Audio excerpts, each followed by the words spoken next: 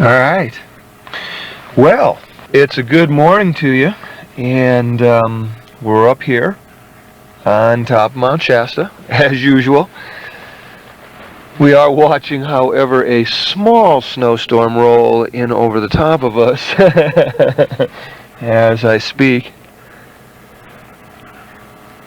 Today, as I was coming up, I was sort of wondering what it was that I would talk about, and usually, by last month's tape of being aware of the obvious, I'm conscious of all of the things as I come up here in the morning to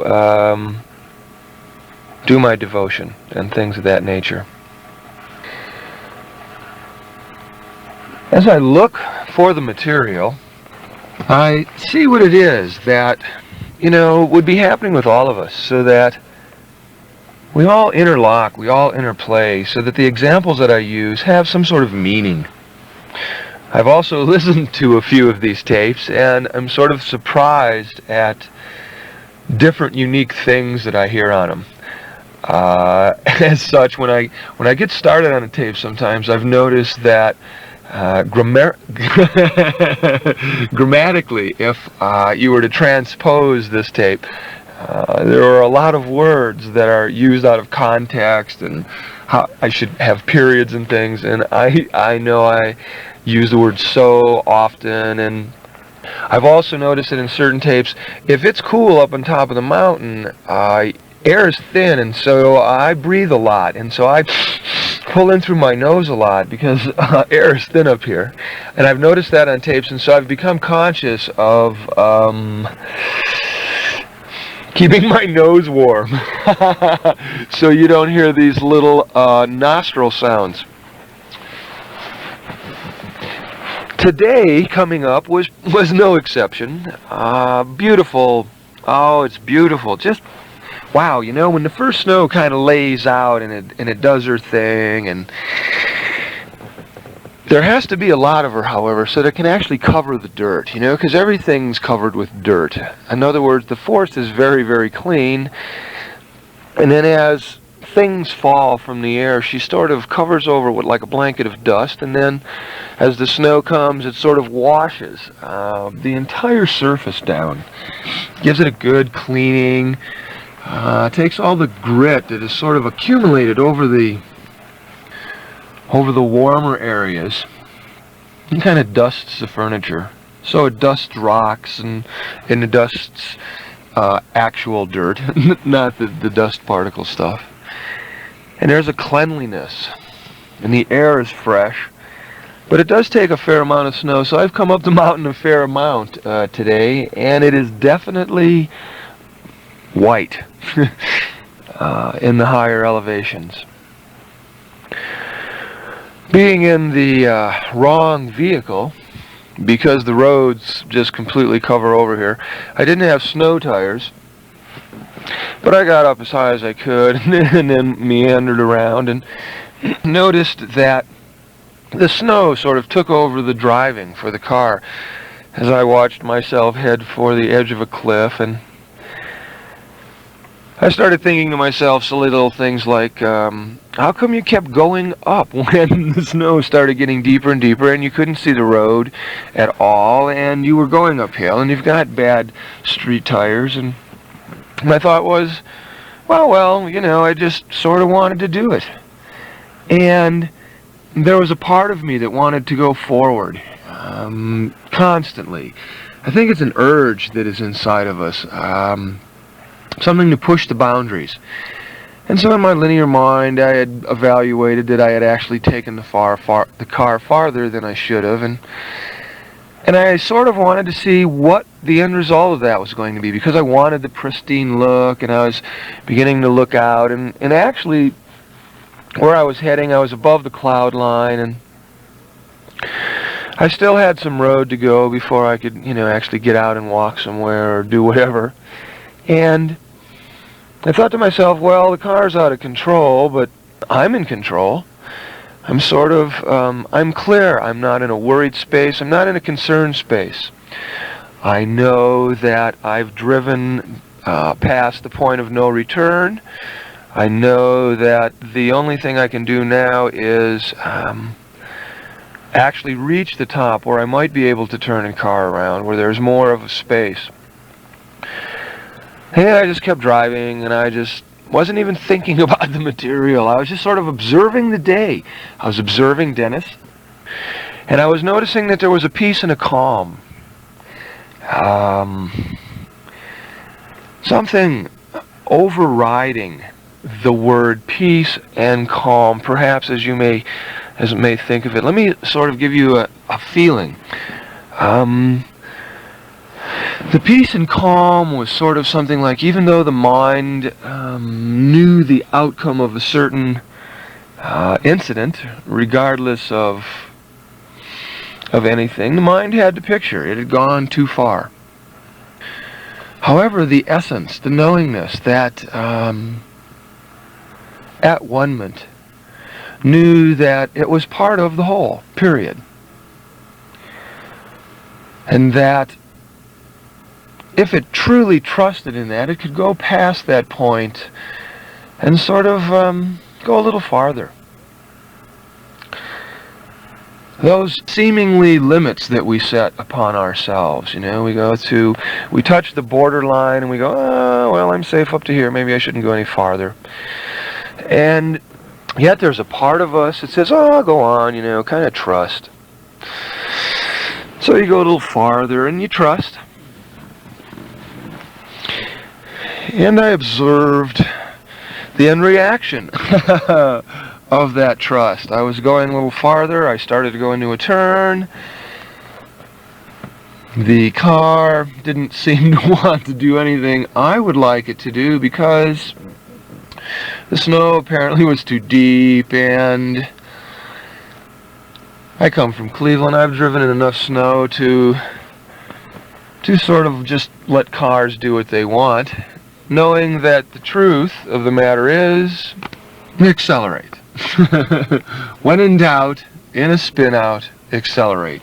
Then at least you're putting some energy behind the direction you're going, rather than slowing down and with your brake and just going into a skid.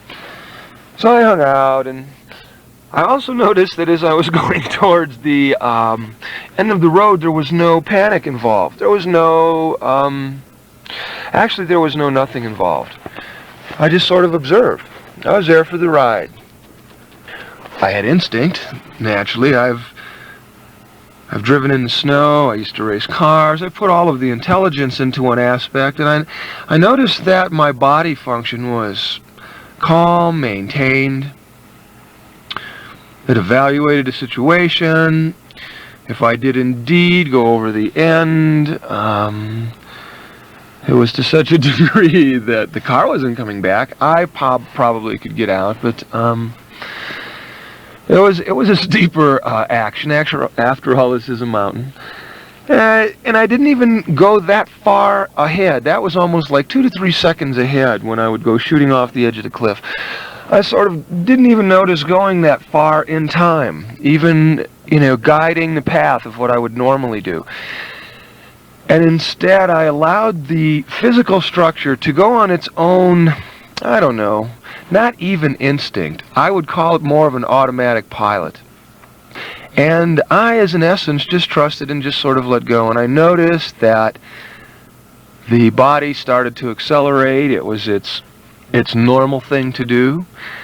It then intentionally skidded the front end and noticed that the wheel sort of spun and just kind of let it go, and then noticed that there was a probability of a side spin, and so I just kind of glided with it and just really trusted and tuned into the one.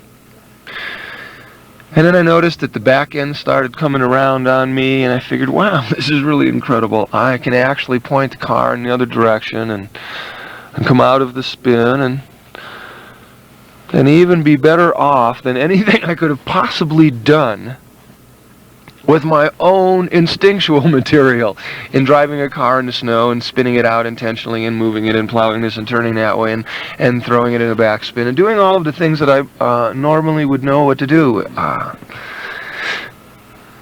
And I noticed that I had trusted in, I don't know, something. God, naturally. What do you mean I don't know? I trusted in my totality. And I really trusted in it lately because as I've been noticing, I'm allowing my personality more of a retrospect, something that it normally wouldn't have done before, even in its crazier moments. And I'm noticing that by just feeling at ease and trusting and moving, boy, it's incredible. The action of the car, the action of my physicalness, ended me up in the absolute best possible position. And so here we are doing the tape. I also noticed that had I had that situation happen before, being a consciousness junkie that I am, I would have definitely pumped the adrenaline intentionally, naturally, because I could have said to myself, woo, this is scary, and that's all you really need to do to start dumping chemicals into the body. Yes, I think I'm going to shoot right over this cliff. And, you know, a little intent into the brain, and bingo, dumpo, all sorts of chemicals into the body. Now, I also know that when the car would have smoothed itself out, because one knows when one stays in every moment in time that one is really the totality. And if it trusts and learns and expresses and experiences, it can really grow itself. And so I did. And I would have in the past. Now in the past, we would have called it running the razor's edge. And as the car would have come to a stop, all of that adrenaline that would have been full blasted into my system, I would have not gone into fear. I would have shut the fear off. Those little rushes, you know, like, oh wow, what if, what if, what if, what if, what if, what if, what if, what if? I wouldn't even have thought of that. I would have sat back and relaxed, and I would have let that adrenaline run through my body. Oh, I'll tell you, I would have let it run through my body, and I would have just sat there and rushed my brains out, and I would have just sat there and said, I love you, God, I love you, God, I love you, God, I love you, God, and just used it to the max. Now, for that little rush and running the edge, there was a certain taste of different things within that chemical push, sort of like a little taste of fear for a split second or two, a taste and push of anxiety for a moment or two, a taste or feel of all of those little things that leave bad tastes in our mouth, but we're going for that consciousness rush. Now, that was what I would have done in the past. What I observed doing this time was sort of letting the divine take over. I didn't count on Dennis, the race car driver, to pull me out of it. I didn't count on Dennis, the intellect, to know exactly what to do and exactly when to accelerate. I didn't count on Dennis, the metaphysician, master, who would have taken control had we just gone shooting over the end, which is also a part of our personality in retrospects. I actually just allowed myself the totality to express itself, which means I didn't drop a single chemical into my system. And I noticed that I got the absolute best out of what there was. And I stayed calm and peaceful, the words that I started out with. I also noticed that there was a tremendous amount of joy in watching myself express myself as the whole, to trust oneself, and to know that yes, I could have slipped into any one of those personalities, and I could have Dennis the race car driver, Dennis the intellect, Dennis the master, Dennis the this, Dennis the that. But what I slipped into was the expression of the divine. I was totally amazed as a personality, like that part that listens to somebody when they're speaking very well or clearly. The part that sits inside and sort of analyzes all of the things that is coming through and trying to understand how in retrospect it fits to themselves. That part, that personality, just sort of sat there and watched as the physical and the mental and the spiritual Each did their part rather than taking their part in the split seconds of time.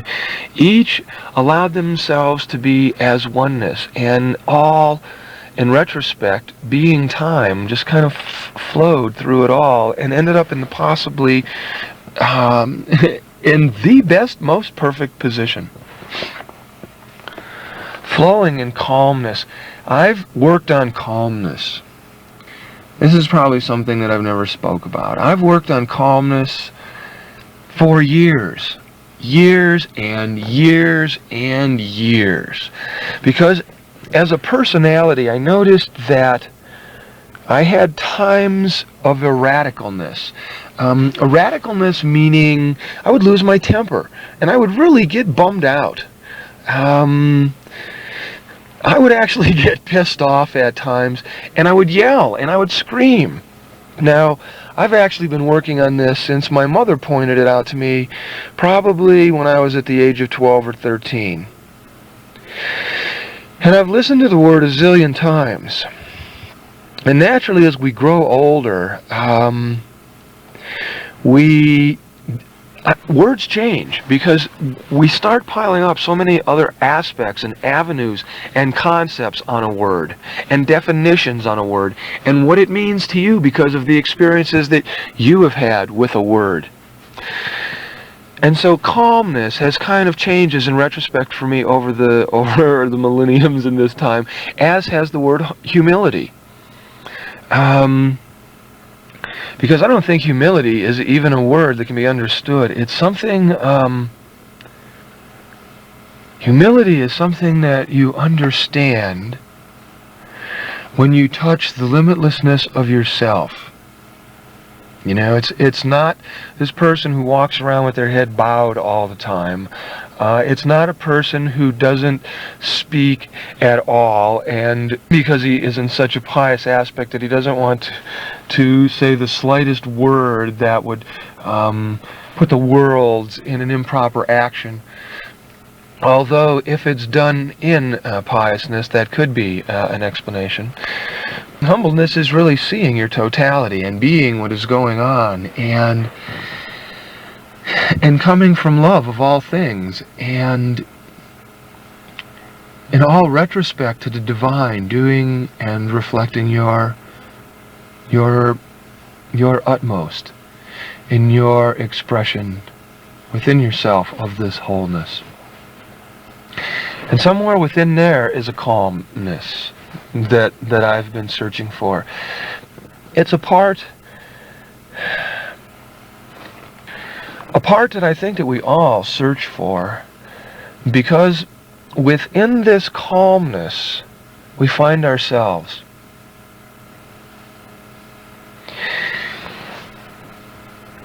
In this calmness there is no rush to be something or someone, but there is an experience of something in the moment that you exist in that brings you peace. There is nothing in the external world in that moment that is interfering with you being the divine. And flowing in it for more than just a moment, for what we would consider a length of time, flowing in a calmness that could last, like even during an experience as the car spins out of the control and you let it go and you allow a beingness to take over and you watch from all of the different parts of yourself that stay within a calmness and guide a vehicle or guide you, because the vehicles are you, through a day. Even though the day throws you many unusual curves, like the back tires break free. I'm sure you can put that in retrospect to your day as part of your essence snaps free. And all of a sudden it's taken an avenue it's never chartered before. Somebody says something to you and you're not sure how to deal with it. And then you pump the brakes and you hit the accelerator and you push in the clutch and you do all of the things in that moment. And you trust in yourself and you notice that the physicalness just does a calmness and it just follows those things that it knows how to trust in. Just like you, as in a day you go through your moves that you know how to trust in. You know when to accelerate here and tap the brake there and do the clutch here. Or you know what to say here and how to express it there and how to follow it up with this. Sometimes we do that with a little tension, however. A little panic, because all of a sudden we see a cliff. And we wonder if we can trust ourselves, because if we don't, we're going to shoot off the end. Just like all of a sudden you're in that business meeting or you're saying that thing where you're sticking your neck out and you can plunge yourself over an edge.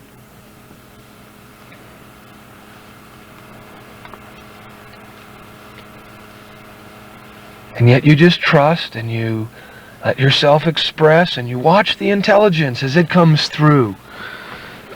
And how it does things to overlook the pushing of the brakes and the accelerating and the trusting. And you look to the brain and you say to the brain, hey, let's not get involved with this. There is a part of us that can trust. There is a part of us that knows. There is a part of us that must reach out.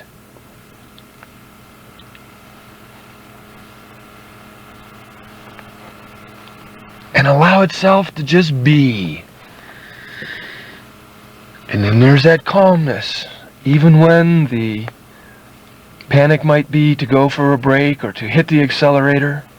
Or there might be that panic that goes into the slide where you know you can pump yourself up into a rush and go in there and surge into a business meeting and pump yourself up on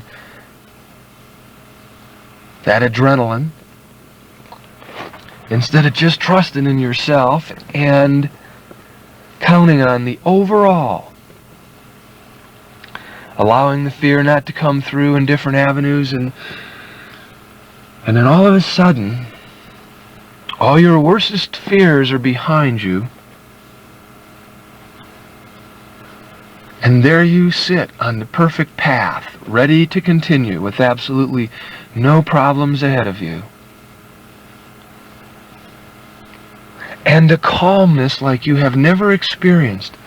Not that hyper adrenaline push that us run the edge junkies go for, but a calmness. See, what I can relate to you is experiences that I have as dentist, a personality, and also as a being seeing itself as the whole, trusting itself as the whole, and sharing itself as the whole. With those everyday experiences that might reflect to you so that you can use a feeling or a sense. You know, calmness. Use calmness for the month. Get into it. Every time that temper goes to shoot out or that energy you go to shoot out, trust and sit back and relax and trust yourself to do the right thing. Instead of going for that chemical rush. When you see yourself sitting on the edge, hey, relax. Trust yourself. Learn how to trust the whole.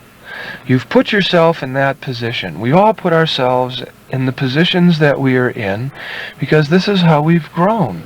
These are the tools we use to grow.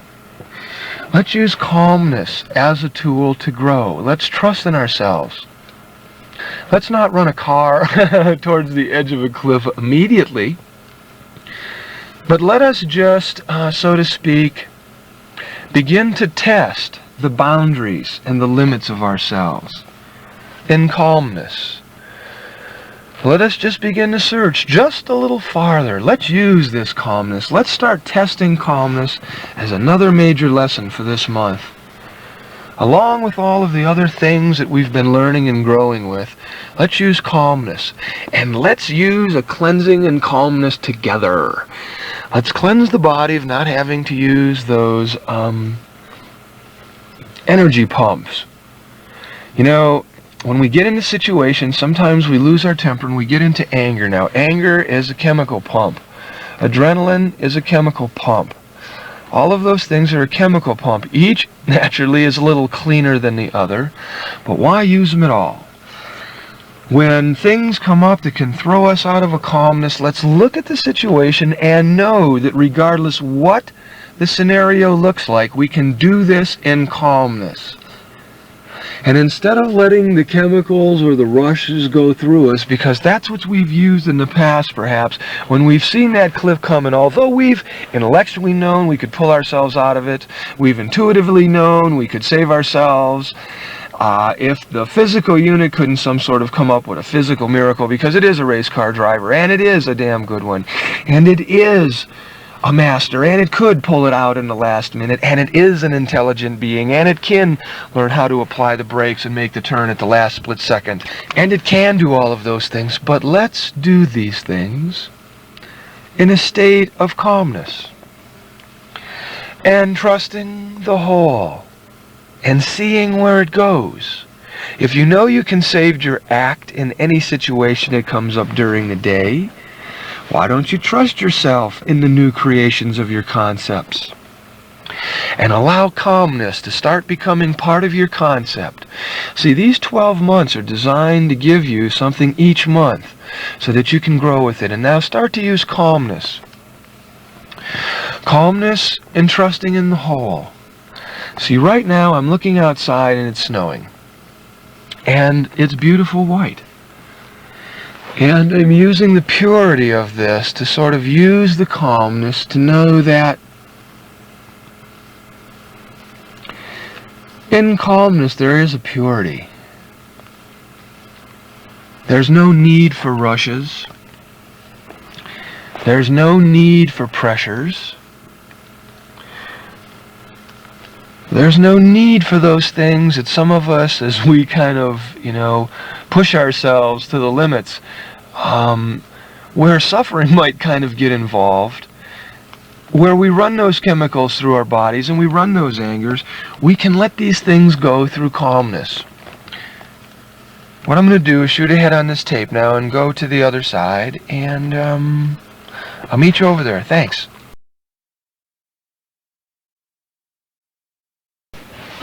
All right. Well, hello there. Yes, I've gotten to the other side, made a few adjustments, put it onto dictate because it's snowing real hard now, and so I didn't want all of the background noise coming through, and it was just a lot of giant hail balls hitting the top of the vehicle. So I'm going to shift over here. Now, I'm staying with calmness, and I'm going to have to